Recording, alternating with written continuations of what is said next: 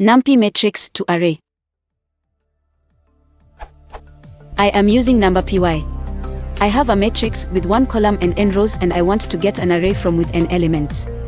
For example, if I have m equals matrix 1, 2, 3, 4, I want to get a equals array 1, 2, 3, 4. To achieve it, I use a equals np.array vem.t0. Does anyone know a more elegant way to get the same result? Thanks.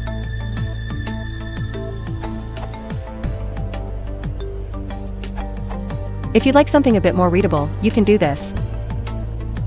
Equivalently, you could also do a equals np.asArray m.reshape -1, but that's a bit less easy to read.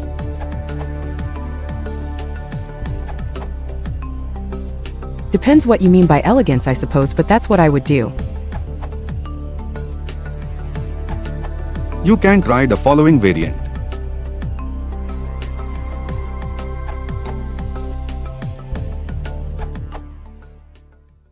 This URL